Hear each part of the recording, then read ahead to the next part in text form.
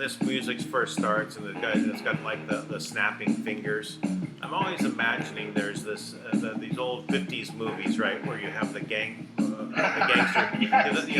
they're coming down and they're snapping their finger, right? And they're ready, pulling out their chains and their knives or switchblades. The sharks versus the lighters. Yeah, totally. Where they have the rolled up sleeves and a pack of cigarettes underneath those sleeves. Yeah, so they're all ready to take on the cabal. Yeah.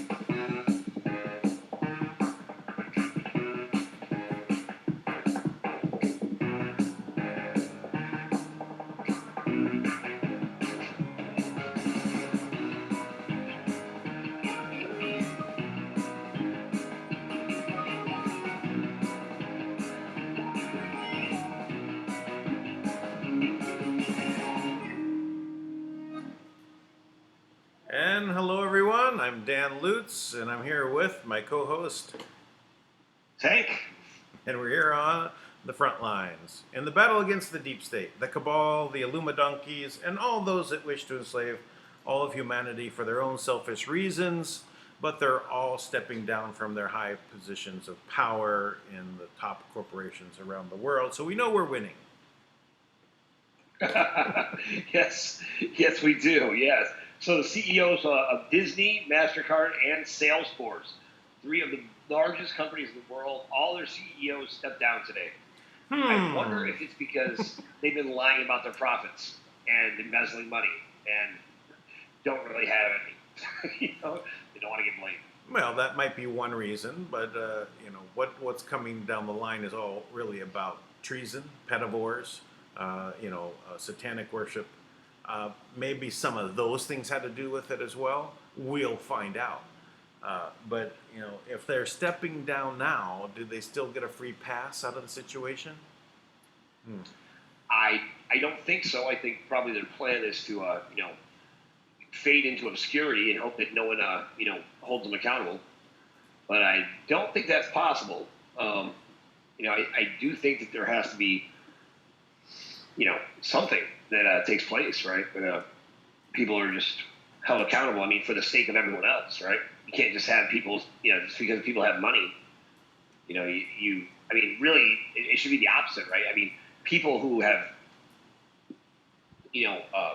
allegedly, you'd like to think that people who make a lot of money have really made some smart decisions, right? And that they're model examples of something, right? Like, hey, here's how you live, right? Here's how you're successful, right? These same people are often motivational speakers, right? They're telling people how to live their lives. I feel like, we have the right to hold them to the same standard at the very least, right? As all of us are held to. Sure.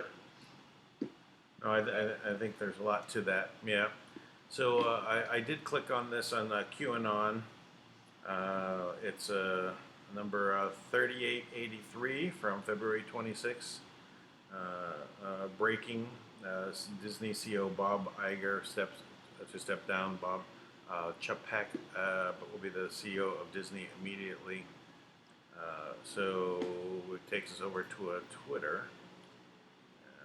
And what do they have to say here? Disney announcing a new CEO for the company. Bob Chapek will be the CEO of Disney effective immediately. He most recently served as chairman of the Parks, Experiences, and Products Division. Now, Bob Iger, longtime CEO of Disney, will be assuming the role of executive chairman and will direct the company's creative endeavors while leading the board and providing benefit his experience to manage the transition through the end of his contract at the end of December in 2021. Now, Iger had extended his contract numerous times. It now does go through the end of 2021, but in a press release, the Iger saying that with the successful launch of Disney's direct-to-consumer businesses and the integration of 21st Century Fox, he believes this is the optimal time to transition to a new CEO. So Chapek will be taking the helm.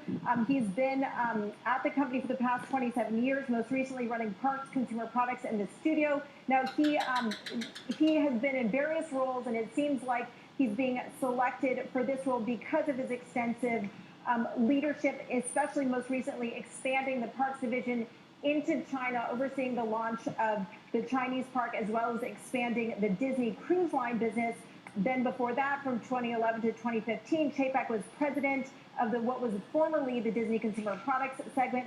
Before that, he also ran the Walt Disney Home Entertainment division. So experience across these various divisions. Notable that Iger is stepping down from that CEO role before the official end of his contract. Disney is going to be talking about this much more in a conference call that's happening at 4:30 p.m. Eastern. After that, I will be sitting down with Bob Iger as well as Bob Chapek in an interview right here on the Disney lot to talk about that transition and what's next for the company. Okay. Well, so didn't we just have someone basically sentenced to go to jail that is in the entertainment, establishment as one of the leaders, Right, Weinstein. Weinstein, yeah. So from ABC, right? Now I don't know if ABC is, is in the same, group as Disney, right? So it could be, but I find it interesting that when this happens, right? Someone is now going to jail. Someone is going to jail that's from that group. Yeah. Right? No matter Also, what it's about, this is a protected class, right? They're not supposed to be put into jail. Right. Right. So it is great news. It's great news. Yeah, definitely. They're moving in the right direction. I mean, so Disney World is. I mean, I think their headquarters is based out of Florida, right? So you also the reporter from Florida who was basically shunned by ABC. I mean, she was actually from Miami, maybe Miami, but that area down in Florida. So that's how she knew all that stuff. So that would make sense that there was some tie back to Disney World, right? Yeah, So there's something that is brewing here, right? Because everyone's asking about nothing. Hey, when is something going to happen? When are all the arrests going to happen? Well, if everyone's looking for it, like on today, the Marines dropped out of helicopters and pulled people out, right? Arrested them, put them in the military tribunals. That may happen at some point, but I think what we're going, but at this time, what we're looking at is we have people being arrested and put into jail, high profile, right? And it's happening in front of us, but it's spread out, right? And we're seeing all these resignations. So, and I go back and just see there's the resignations. So the next one, the next resignation of today, anyways, is MasterCard, right? So MasterCard uses a real-time gross settlement system, right? And that's how all your Visa and MasterCard basically the same system, right? And that would be interesting as well, because if they realize probably there's no credit to give, right, and that they've been doing it fraudulently, and if the financial system is shut down, you can see how, I mean, the reality, like, because they have all refused cooperating, that perhaps finally, you're removing people that are standing in the way. Yes. So Yes. I think that's pretty good indicator. And then I have actually a person now, Salesforce. The woman who she actually updated and has patents on Salesforce, right? So she's one of the owners for Salesforce. She's actually the woman who ran me out of business when I started all this. Wow. So I would, and what Salesforce does is it provides analytics, right? And those analytics are what, like pharma companies, they base all their sales on. So we've known for a long time that those numbers are fabricated, right? Because what they do is they set the numbers up so they decide who's going to play ball, who's going to get controlled, stuff like that. And then you make one person a rock star and one person, a loser, basically just by how you manipulate the data.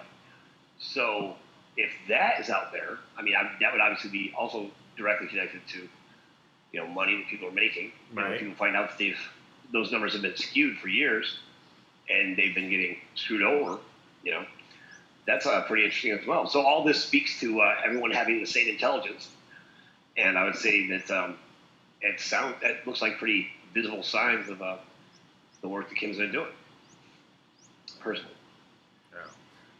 Yeah. Yep. It does look like that there is an uptick in all of these things happen. I'm just looking at the sealed cases. There is the new numbers for January are out. Interesting enough, it went up. It's averaging. It's always like 4,500, 5,000. This time it was 6,300 more sealed cases in January. Wow. Okay. It's always 4,500 to 5,000. It's in that range, month after month. So this is an uptick. That's a pretty significant uptick of 1,000 more. So 20% more. Yeah. Happening. So in 1 month of sealed cases.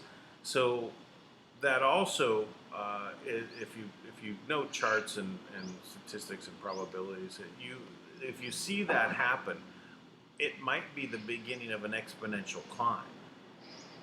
Things may go up even higher. So like next month it could be 7,000 or 9,000. Oh yeah. Right. If we see that increase happen, that means we're going to take a ride for a few months, because before these things start becoming unsealed, basically. There's not even a change. Like there was no unsealing. Maybe they just didn't update the number yet. But I try to keep up on this particular number. That's right now sealed cases are 151,000. So interesting.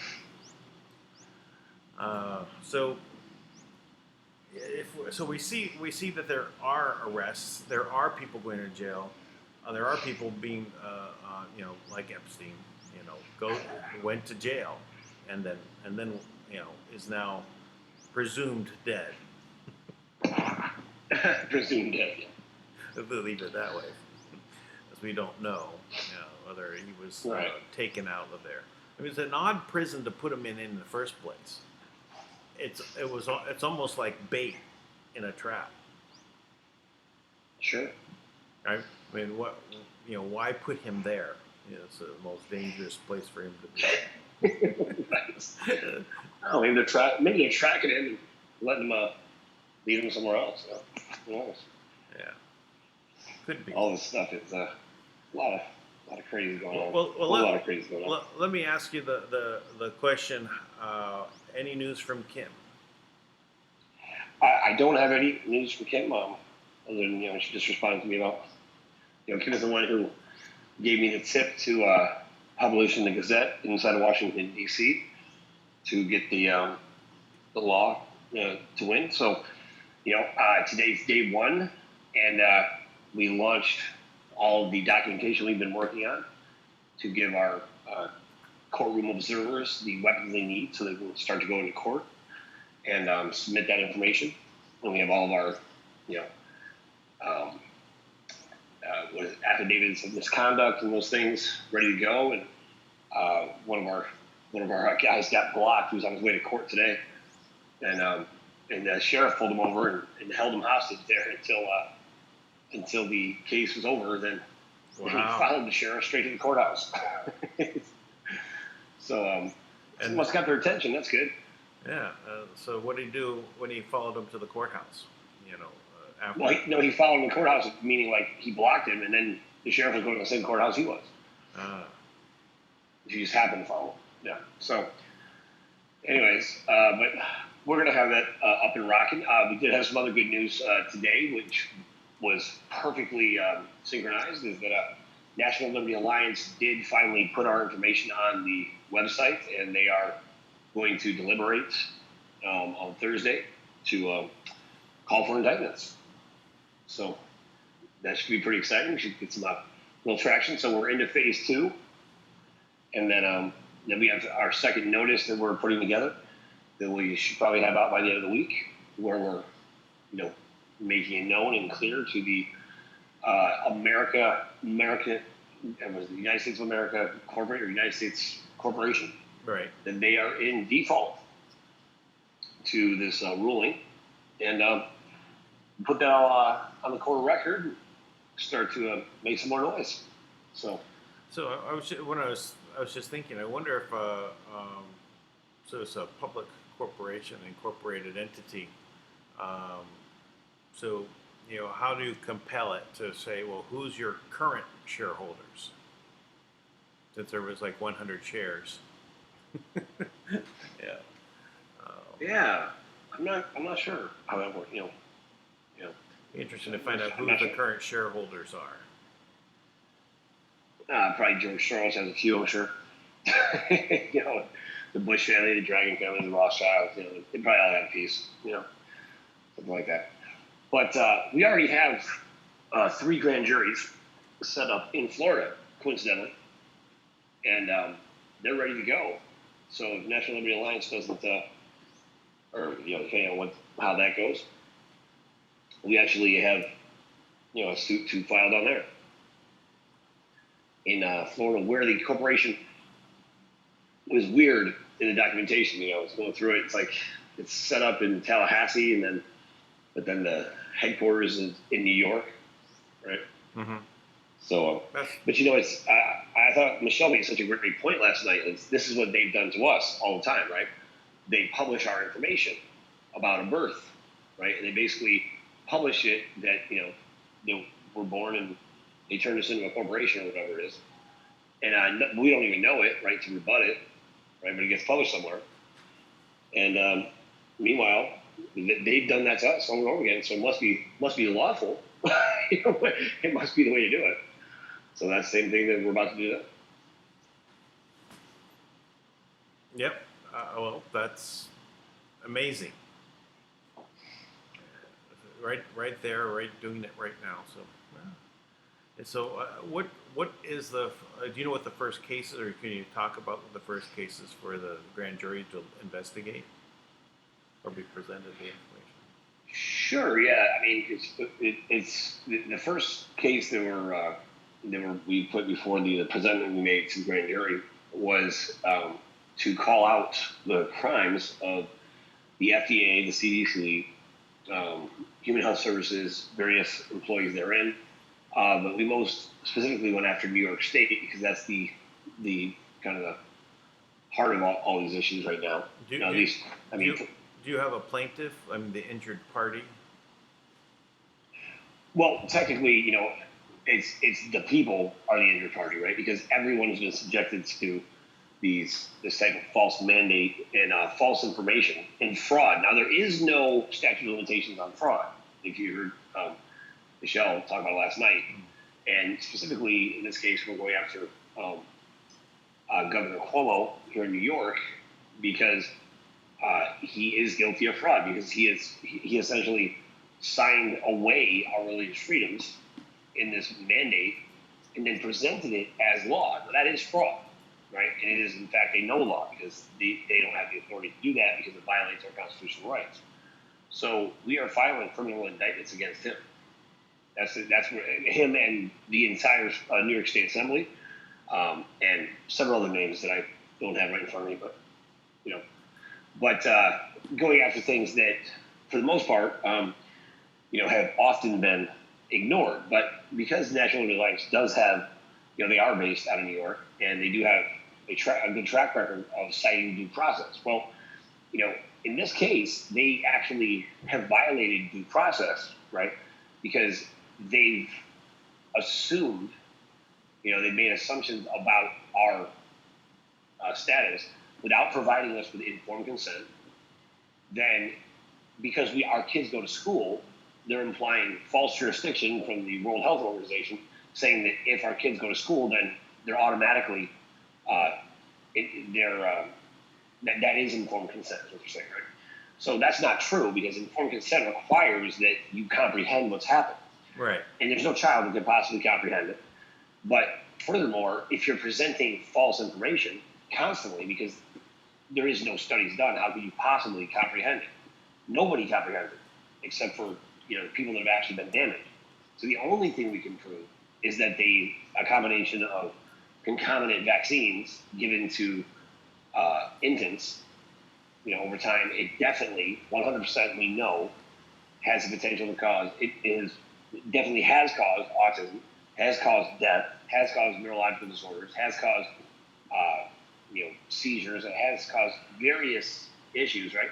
Not to mention the long-term effects, because it actually has formaldehyde in it that has been recorded on record as causing spontaneous abortions, right? So these are things we know for a fact, but it's a crime that's so commonly committed that everyone just accepts it. It reminds me of like when they used to have advertisements from doctors, like more doctors smoke Camel, things like that. And like doctors would be like delivering a baby, smoking a cigarette. 8 out of 10 dentists say. Yeah, basically, right.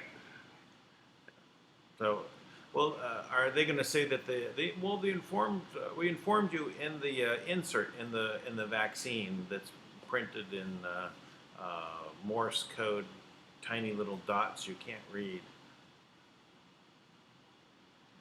The font is so small.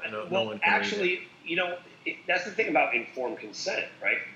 It requires that we have comprehension of what we're agreeing to. That's why whenever people start talking about like, well, if you say citizen, if you use the term affidavit, you're submitting yourself to their system. And if you say citizen, you're a slave. Well, no, I'm not. Right. Okay.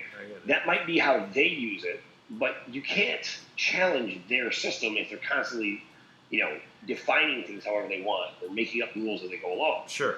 So what is actually proper is, no, this is the spirit of the law. And the spirit of the law is, when I said citizen, I had no idea that you, this one group of people who, as Michelle showed last night, are part of a corporation, right? So like if I go into Walmart and I go to buy water and it's battery acid, it's like, well, the understanding is this is water and you just sold me battery acid, right? And so you're guilty of attempted murder or something, right?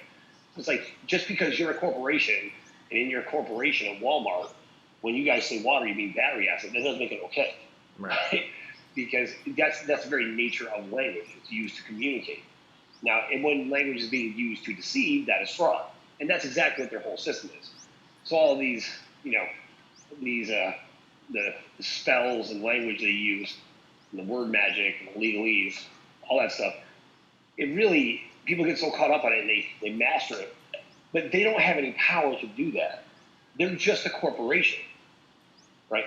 We're the government, right? We're the governing body, because the government draws its power from the governed. Mm-hmm. So who has the real power? Us or them? Well, really we do, right? Because we're the ones that drive that. So if we stand up and say, no, you're not going to do that anymore, and it doesn't matter what this contract says, because in this contract it was not made clear to me that when you gave my child vaccines, that there's $4 billion have been paid out in adverse events. And by the way, that's only 1% of the actual events. So it's just the tip of the iceberg, right? Right. Well, so what, and you're short selling people too. So that could easily, I mean, if followed properly, which we will, and everything will be by the letter, by the letter and the spirit of the law. This will be a great opportunity to bankrupt some pharmaceutical companies, I think. But not that we want to do it that way. We'll give them new jobs.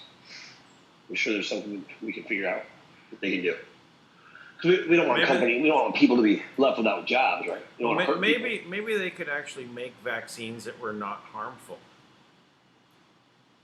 Right. So this is where President Trump's obviously worked for the people, right? Because he wants to bring all vaccine production into the United States. So if it's here, right, it's actually in our country, well, then it is subject to the actual regulations that we have versus just bringing it in from China, Right. where there's some questionable practice there, to say the least, right? Right. So,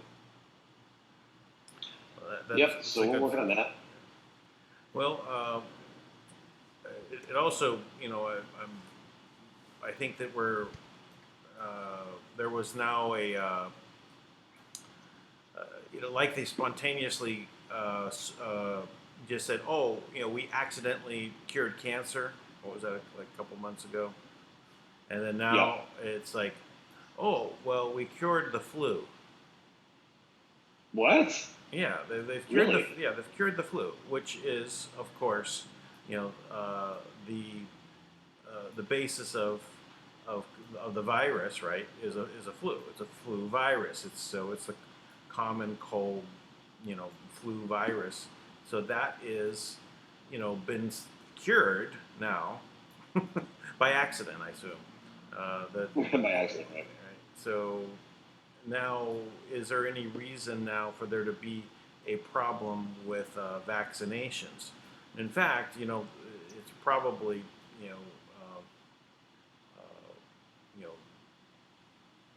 the main solution is already in hand. So when are they going to allow people to do it? Now, I don't know to trust it or not. Really,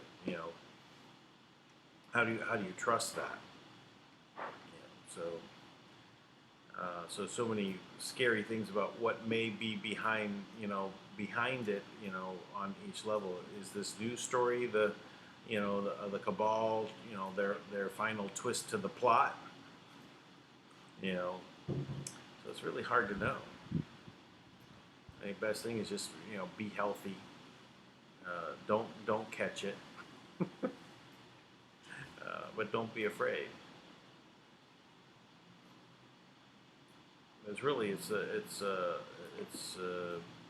I think Rush Limbaugh was actually saying this. It's like it's only the death rate is 2% out. So it's 2 out of 100 people, and those people are normally have compromised health issues, just like the flu does. I mean, if you look at the numbers of the flu, maybe it's 1.2 or something like that for people die out of the flu, and this is a 2, so it's twice. It's a really bad flu. But is it something where we need to really take all of our everything that they're going to now say, hey, take this vaccine, and then what happens if the vaccine is bad? I couldn't trust a vaccine right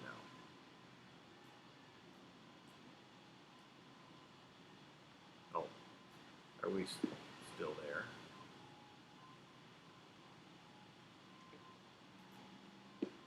Oh, we're on mute. Does that mean he's going to come back on? Well, it could be. We'll see. Sometimes that's the first stage. So, well, let's see. What are some other things that were going on? Well, we do see that that Trump was in India, and India is going to play a major role as a counterbalance to China.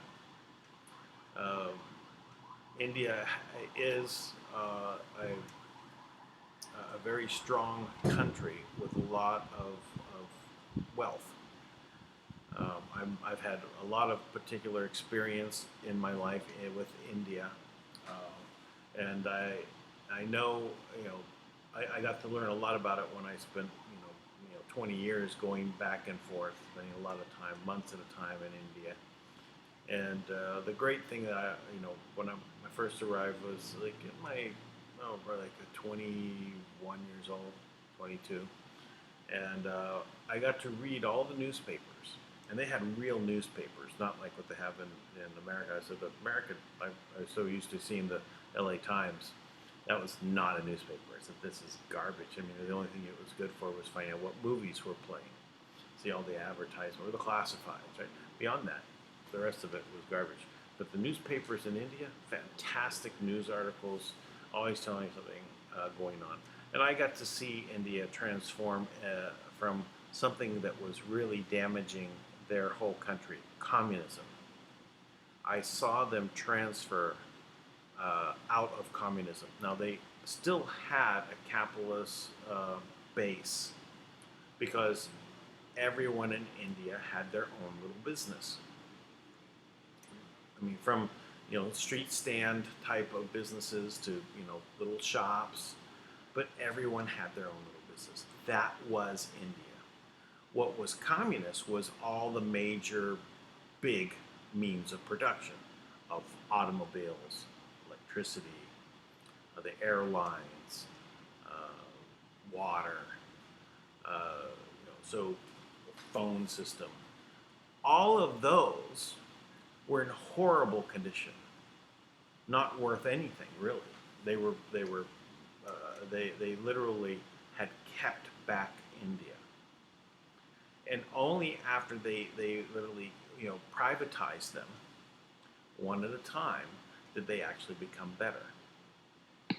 And to see see how India actually transformed, and they basically went to where they had 2% of the people had everything wealthy, and 98% were poor. And then in the communist environment, the government was communist. It was the same ratio. It was no different. But as they brought capitalism in, they were able to bring that number to where they had a third of their whole population as middle class. Now it's actually 2/3 of their whole population are middle class. And that's amazing in itself. In a span of 30 years to transform their nation into where there was so many. Now, I heard a statistic while Trump was there that he said every minute, 12,000 Indians were lifted up out of abject poverty. Every minute, 12,000. And so they want to basically make sure that their whole country is no longer poor. And they're well on their way to do it. Now, they're going to be a trading partner with America. And that is a new power base. And so I see that this transformation is going to be continuing to roll out, and we're going to see lots of more countries coming online. Tank, are you still here? I'm here. Yeah, sorry, I got bumped. Oh, okay. Right there. Yeah, wasn't. Sorry about that. Yeah. It's okay. I just took it on to start talking about India and what was going on there. But, exciting stuff, man. Yeah. So I'll tell you what. So this has never happened before. I mean, we should be so excited, and what you're doing with Lawful America. I mean, what you've started with Michelle there is fantastic. This is really the things that need to take place. We need to have the grand jury system in place, and it's from the people, right? It's not a government thing. It's not meant for the government.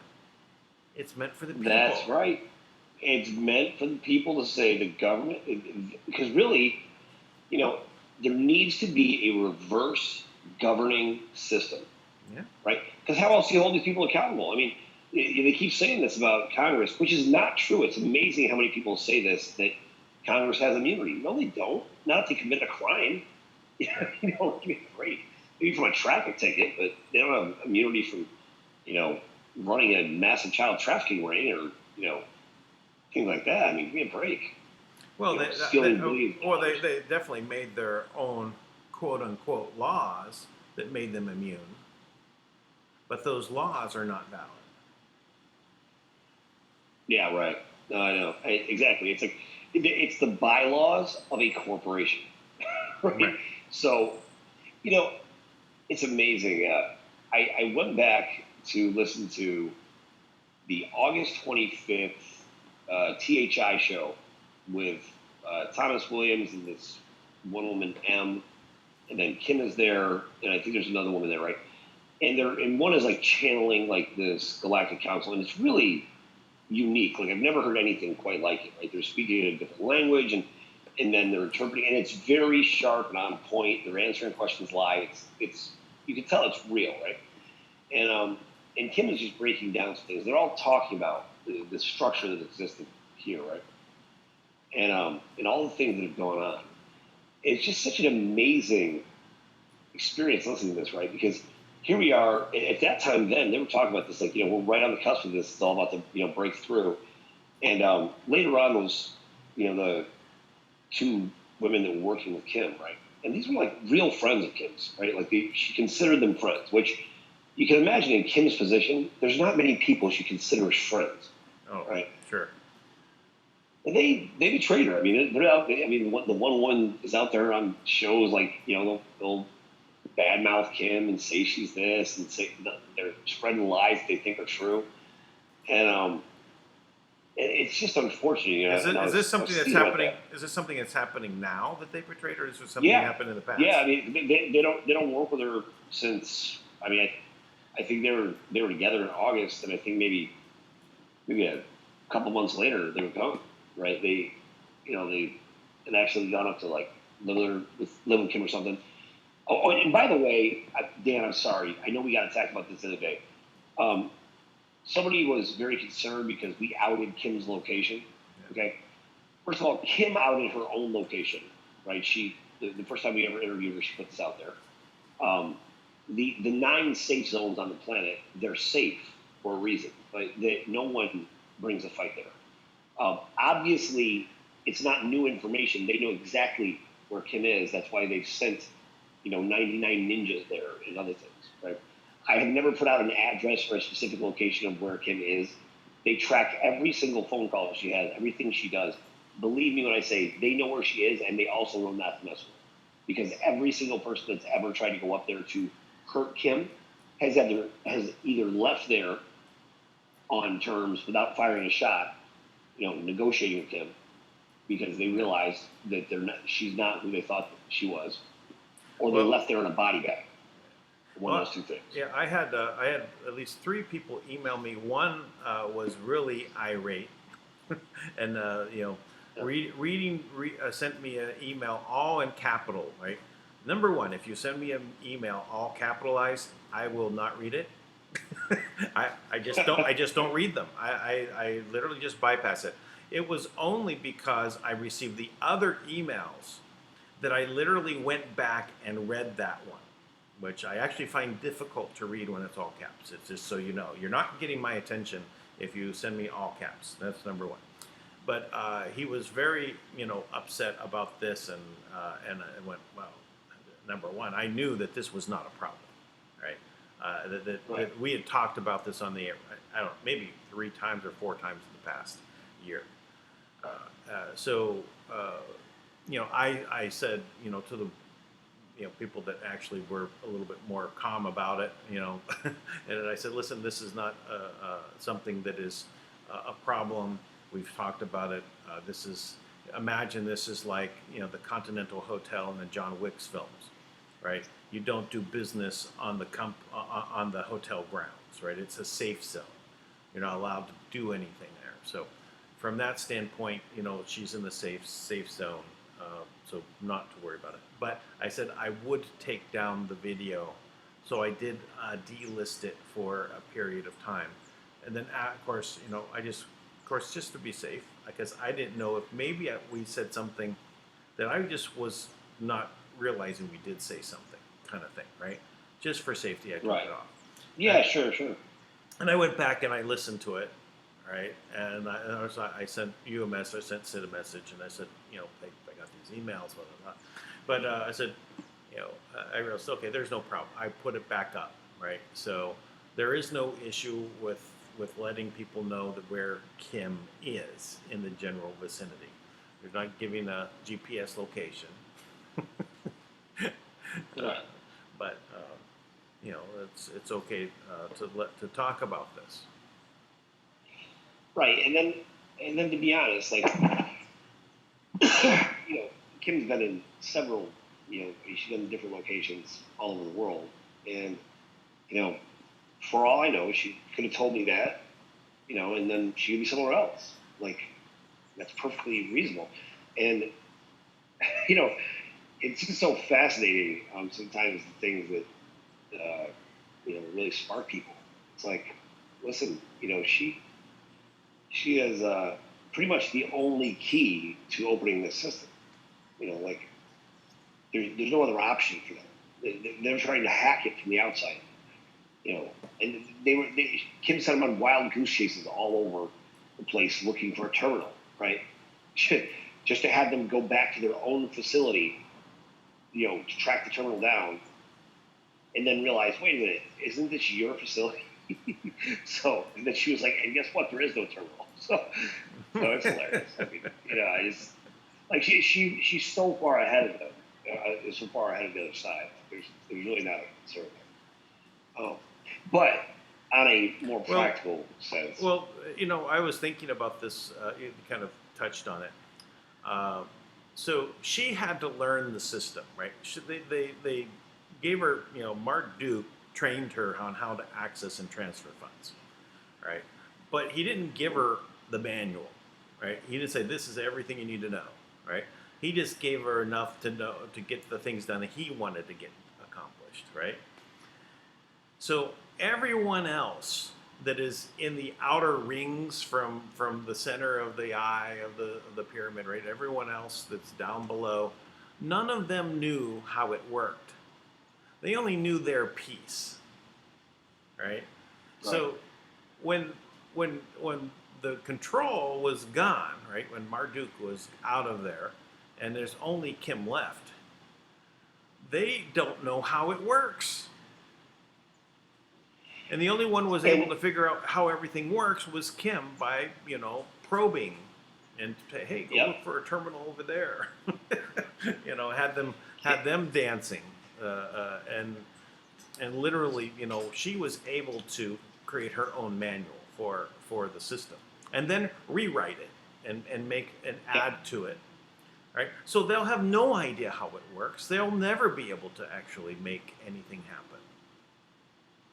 Yeah.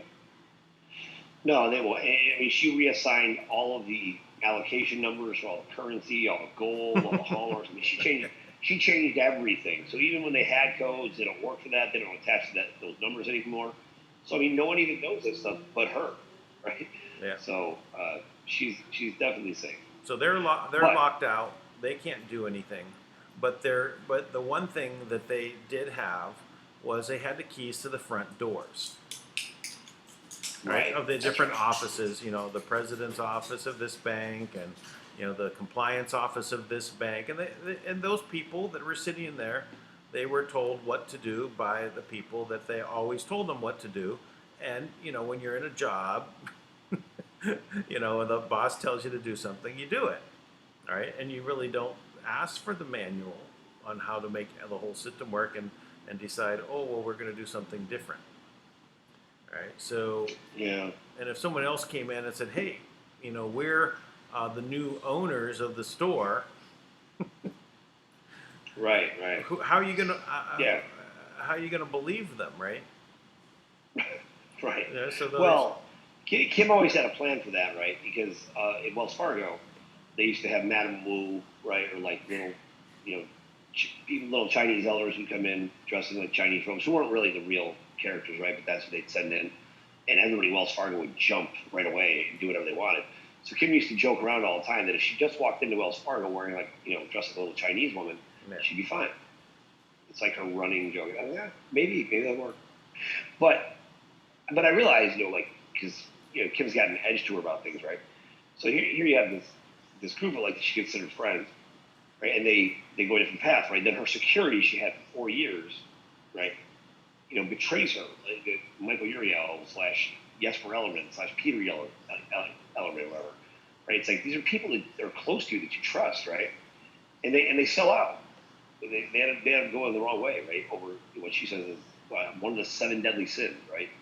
Like this is what pulls them away. And I was thinking about that. It's really that's tough. So I had a little personal heartbreak of a friend of mine who said some pretty harsh things to one of our people, right? I'm like, why would you say that, right? And I was really like, I felt so betrayed and just heartbroken. And it was the same day I listened to this with Kim, and it just made me appreciate her, to be honest, that much more. Right. Because I felt terrible. I mean, I felt terrible. I'm like, how can I trust this person ever again? Right. And then it made me have other trust issues with other people. Because I was like, oh my gosh, if they'll do this. And then I thought, man, look at every single person that Kim has made a deal with. She told me she's gone through hundreds of people, and she has, 2 or 3 that she can trust, that she knows are with her, that are working, right? And I'm just like, man, that you want now. Here's what I thought about most of all. Right? Especially when people try to like badmouth us, right? Like there's people have nothing better to do than just run their mouth about people, right? They have nothing to do, so they try to dig up any mistake you ever made, and it might not even have been even a mistake. It's like you might have just had a friend who later on turned out to be somebody bad, right? But it's so fascinating. Like they'll spend all this time. Meanwhile, we'll put all of our time and energy into trying to do anything we can to help somebody who doesn't even know they need help. Right? They don't even care.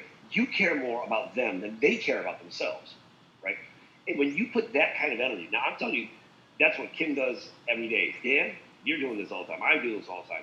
My whole team, they're putting this kind of energy in every single day to try to help people, right? Doing all we can, like, look, this is poison. Now, if it was something obvious, right, like bleach, right? Like there was a puddle of bleach, and you were trying to keep somebody's baby from drinking from a puddle of bleach, and you snatch at the baby and you save it from the puddle of bleach, you think, well, probably they'd be happy that you didn't let their baby drink bleach, I guess, right? But imagine we're sitting here fighting these vaccines, and a majority of people they're going down a path that's failing. We're fighting to try and tell them, look, this is a setup. We're telling them to set up. We're doing it for free, right? We're putting our own money in. We're putting our time, our energy away from family, friends, doing everything we can for people that just seem to be indifferent about it. That's hard, That's a hard path. And I'll tell you what, but I will tell you. Here, so I'm gonna share something real quick here.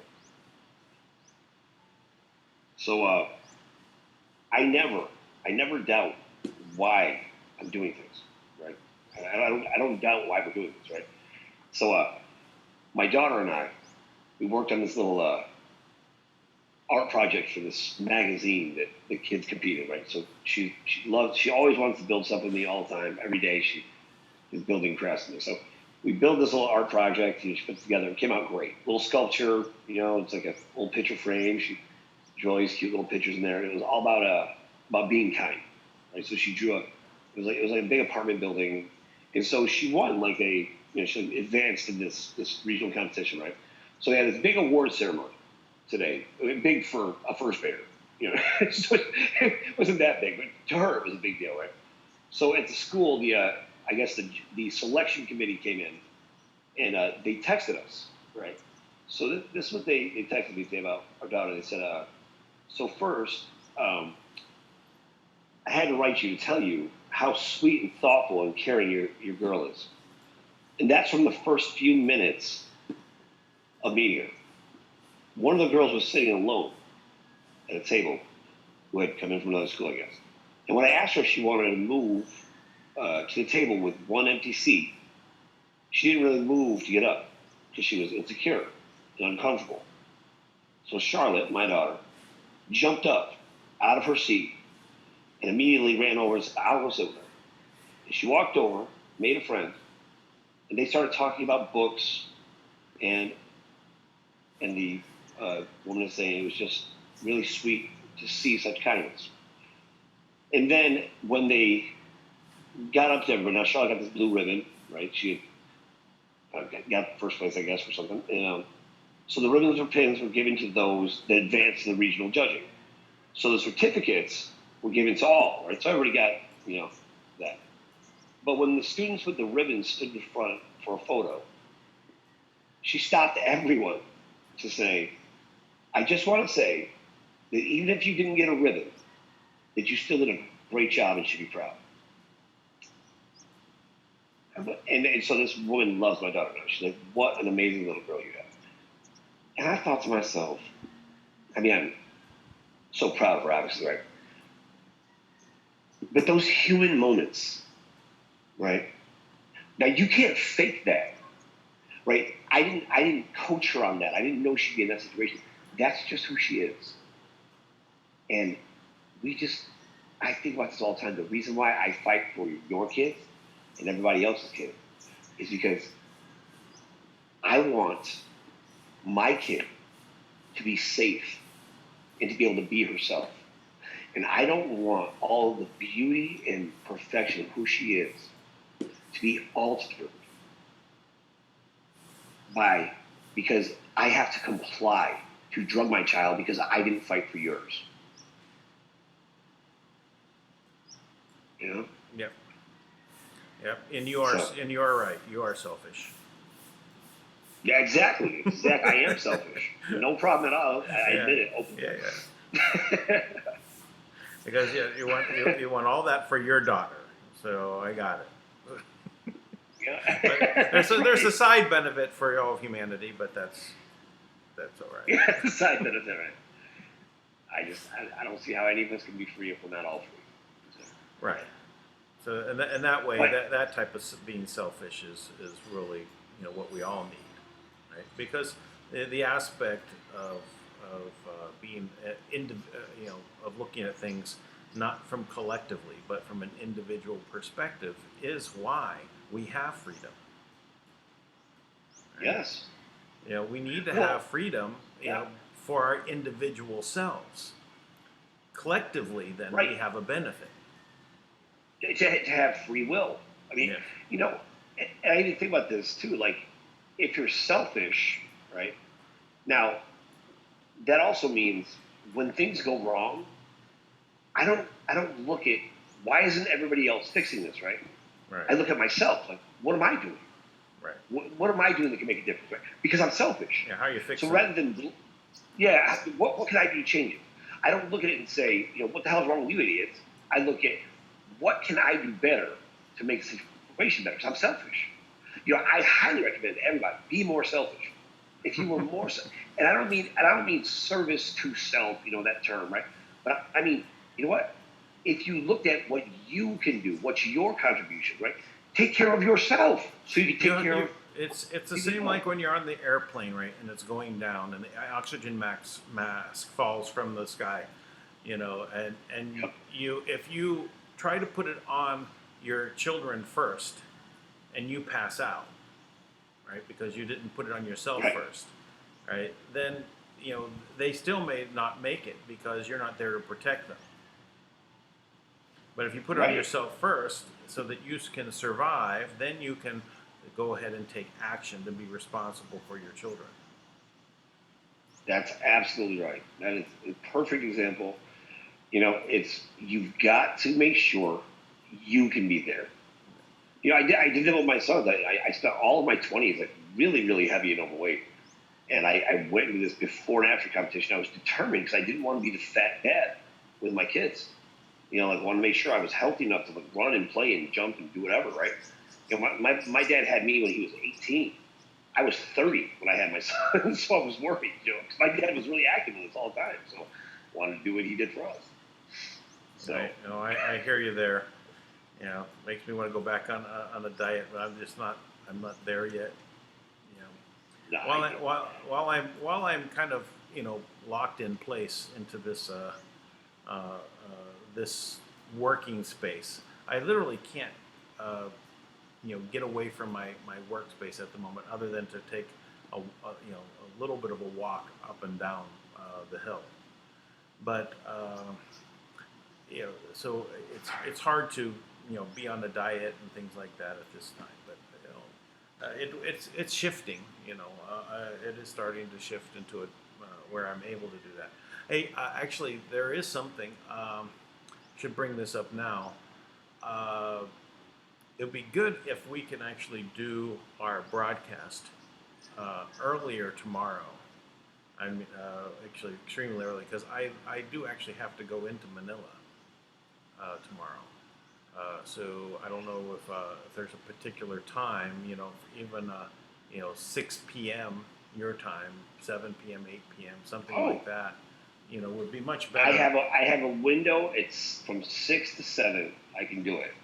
I can do it from 6 to 7. That'd be perfect. Okay, what time is it for you right now? What time is it? Right now, it's 1 o'clock, 1:07. Okay, so there's 13 hours difference between us now. So I just know then. So for me then, it's 7 a.m. would be 6 for you. So tomorrow 7 a.m. for me, 6 a.m. for you, 6 p.m. for you. We can do it. Perfect. That's the plan. All right. Hopefully we'll have some breaking news to share. I should probably check that out with Lisa, make sure my schedule's clear, but I think it's okay. Yeah. I think it's okay. But yeah, it'll be good if we get that done, and I'll leave kind of early, because just as a traffic just going into Manila, just difficult. Cool. I'd be surprised, when I get back.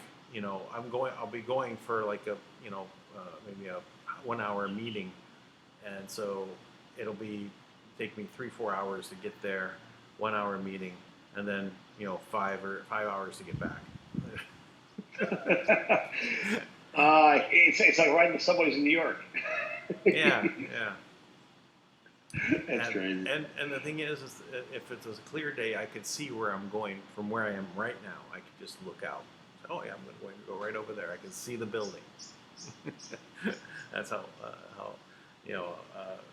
if there's no traffic, it would be an hour there and an hour back, plus an hour while I'm there. But anyway, so tomorrow that would be great, and we can do that. All right. Well, cool. Let's do that tomorrow. And you know what? I think I'm going to try to go live on the Speak Project at the same time. We'll do some okay, we can dual do that broadcasting. too. Yeah, that works. Bring some good stuff out. Cool. All right, and we're just closing this one out just at an hour. So great. Everyone. Perfect. See you tomorrow. Early. All right. Early tomorrow. All right. Good night, Dan. Bye-bye. Good night.